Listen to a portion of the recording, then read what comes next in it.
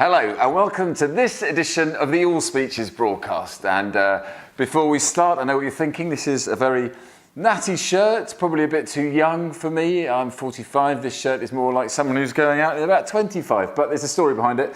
I once used to be a TV presenter, and one of the plus sides is, apart from getting treated like an idiot, they do give you some money to go out and buy clothes. And I once presented a show called A Place in the Sun, which was basically talking about peach-coloured houses in the Caribbean and Mediterranean, which sounds like fun, and I'd like to say it was.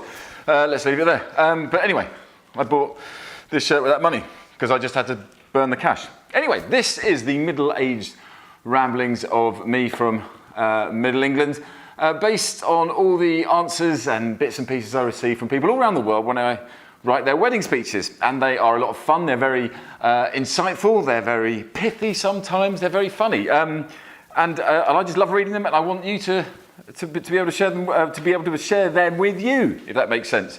For instance, I come up with a lot of things, same answers from different people around the world, same answers, and when it's talking about what type of character has we grown into, an awful lot of people come back to me with this exactly same answer. Doesn't like being told what to do. I love this bit, hence crap grades at GCSEs. But the thing is, an awful lot of blokes come back and say, yeah, he doesn't like being told what to do. And I'm thinking, you're getting married.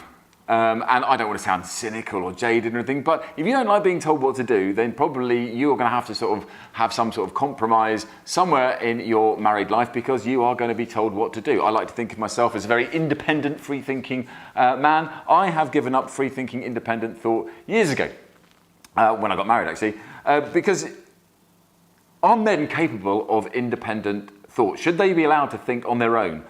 And I've come to the conclusion that in certain cases, no, they shouldn't. It's great if it wasn't for men, I love men, not necessarily in a broke back mountain kind of way, even though I'm wearing one of their shirts. We've come up with some great things, like tractors and wellies and what else? Bicycles. Yeah, they're all probably from men. Yeah, that's great. And obviously some not such great things like terrorism, X Factor, One Direction.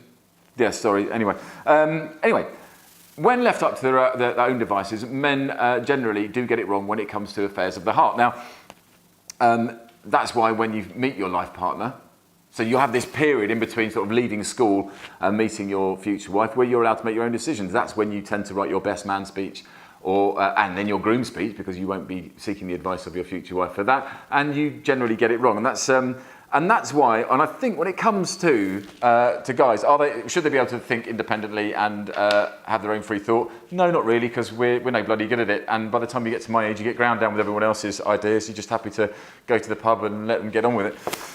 Anyway, I love what men still say about other men, and it's absolutely great. No one has come up with a better answer than this guy when what type of character has your friend grown into?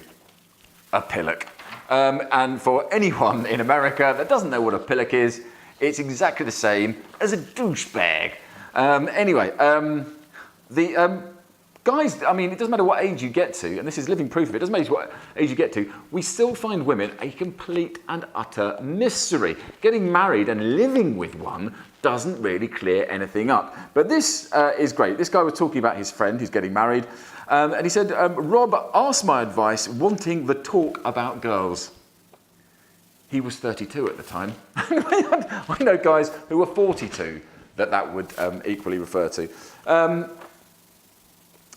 Drinking, as always, is a massive, massive feature in all wedding speech answers. I love this one. When he drinks spirits heavily the night before, he is a nightmare in his sleep, talks backwards and speaks in mysterious languages, apparently inherited from a senior member of the family, which I won't mention. What a really, really amazing talent to have. If only you could sort of be awake and do that, film it, have your own TV show. I'd love to see someone speaking mysterious languages backwards. Wonder what they're saying. This guy was talking about his friend. what was he like when he was younger? And I don't understand this. I really don't understand this. He used to do weird things to annoy teachers, like eating chewing gum that had already been stuck under the table. I understand that. I don't dig it, but I understand it. But this is the next one. I don't understand. Put things up his nose to make himself sneeze loads of times. I've never heard anything like that. If you try shoving something up your nose, does it make you, doesn't make you sneeze, does it? Don't know. Anyway, it's amazing that he found that talent. That's a great. He finishes it off picking old fags from up the floor and smoking the last bit. For people in America, fags on the floor are not what you're thinking. They are the last bits of cigarettes. Cigarettes are called fags in the UK. And my favourite this week is absolutely priceless. Talking about the groom and his future wife. What sort of effect has she had on him? This is brilliant. 2 stone and countless panic attacks. You wait till you get married, mate. That's brilliant. And he says, on the plus side, he doesn't go to his mum's as much to get his clothes washed. That's it from the AllSpeeches broadcast this week. We'll be back with some middle-aged ramblings from a middle-aged bloke in Middle England. Goodbye.